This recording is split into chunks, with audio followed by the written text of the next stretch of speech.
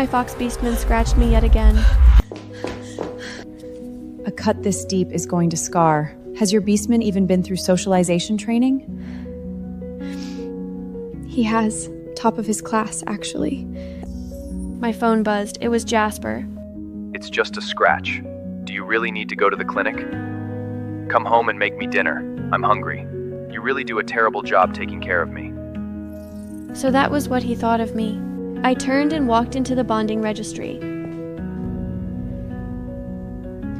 I'd like to file for a transfer of custody.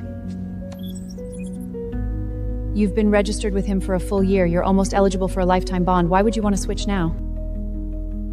I used to look forward to that bond so much. I'd even excitedly discussed the bonding ceremony with him. Do you really think you deserve me?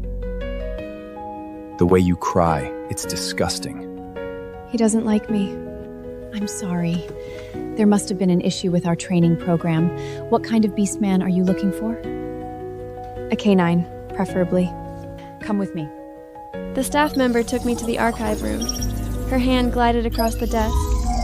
I swiped the screen to view until I saw a man with cold, gray vertical pupils, broad shoulders, and a slender waist. This is the only canine we have. Honestly, he's the most obedient Beastman in our entire ward. But everyone's terrified of wolves going feral. No one wants him. Management's afraid of losing money, so they're sending him to the blood arena today. Is he really obedient? Absolutely. Then I'll take him.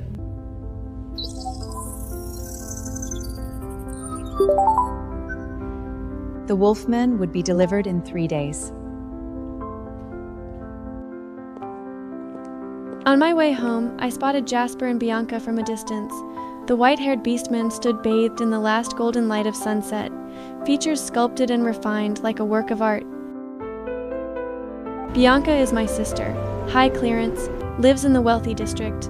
Standing next to her, I'm the one who actually looks like she grew up in the foster system. Ever since she met Jasper, she'd been showing up with expensive premium supplements, and the two of them had gotten suspiciously close. My whole life, everything I ever wanted eventually became hers. Bianca noticed me. Elowen, heading to work again? Elowen, no offense, but even though you and Jasper are about to enter a soul resonance bond, you really should put some effort into how you look. She wouldn't look any better dressed up. Jasper, how can you say that? She could never understand a mind like mine. Bonding with her was my worst mistake. Jasper was not always like this. Even though the clothes I bought wore down his tender skin to the point of pain, he still said without hesitation that meeting me was his blessing. The turning point was the day my bag slipped off my shoulder. The red fox stepped out of his car and his foot landed right on Jasper's hand. Well, isn't this the most popular Jasper from back in the day? How did you end up with such an ordinary human? Then again, it fits. A defect-marked retect paired with a nobody. A perfect match.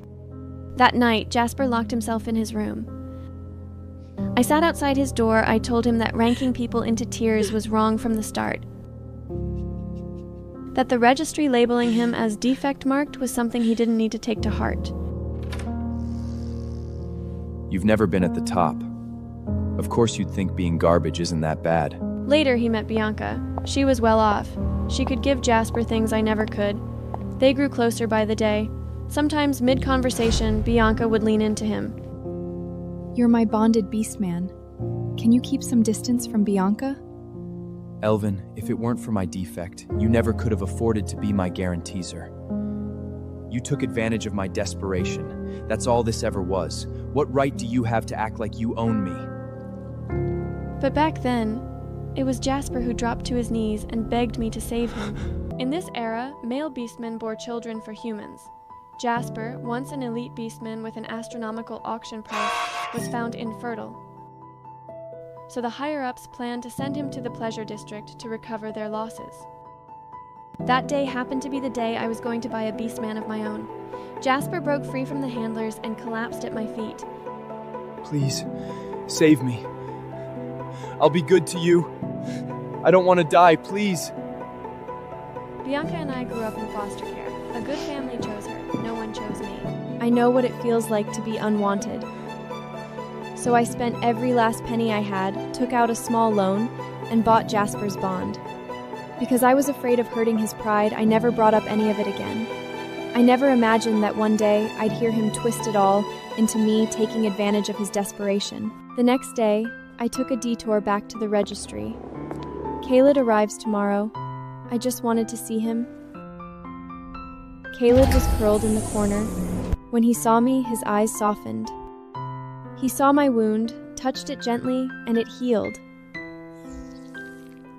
No ordinary wolfman could do that.